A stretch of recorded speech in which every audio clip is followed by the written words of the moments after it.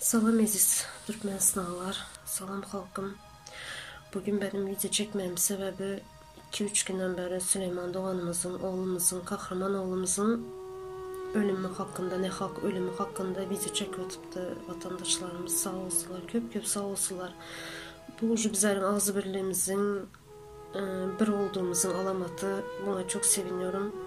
İnşallah bu oğlumuzun ölümü, ne hak ölümü bizlerin ayağa kalmamızın, bizlere ders olsun. Ayağa kalkalım. Bu bizlerin Türkmenistanlıların başlangıcı olsun. Bugün biraz ağır konuşmak istiyorum. Kimse kusura bakmasın. Oğlumuzun, Süleyman oğlumuzun kanını eline bulaştıranlara, doktorlara, en önemlisi doktorlara. Sizlerin hiç vicdanınız yani sızlamadı mı ya? Sizin çağlarınız yok mu? Bu nasıl bir insaf? Bu nasıl bir vicdan? Yani hiçbir hayvanın çağası, yani hayvanın yavrusu ölse bile, yani köpek yavrusu ölse bir insanın kalbi sızlıdır.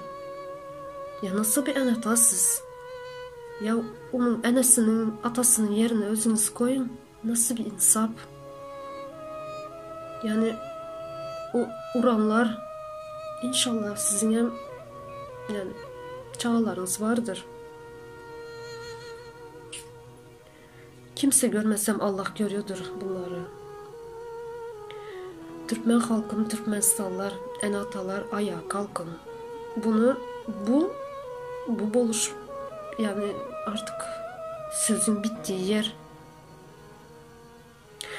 Başka yurtlarda, mesela Türkiye'de bir çağanın ölümü için bütün halk ayağa kalktı. Sessiz kalmayalım. Sessiz kalırsak bundan daha beter olacak.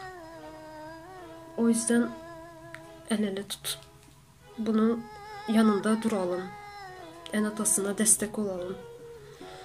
Kanını yerde bırakmayalım doğanımızın, oğlumuzun. Yalvarıyorum size. Hadi bir bulalım. Aziz doğanlar, Süleyman Doğanımızın enatası halktan destek isteyip bizi çekip gönderen. Enatasının yanında olduğumuzu belli edelim, destek olalım enatasına. Allah'ım enatasına, sevdiklerine sabır versin, güç kuvvet versin.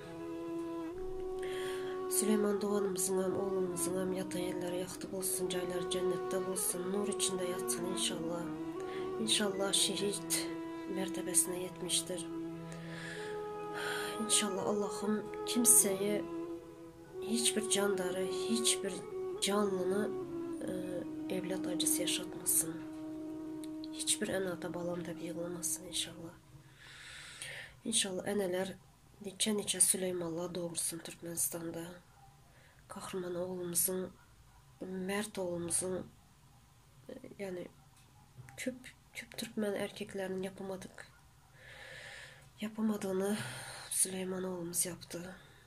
Keşke yaşasaydı. Keşke yanımızda olsaydı. Yazık ettiler ona.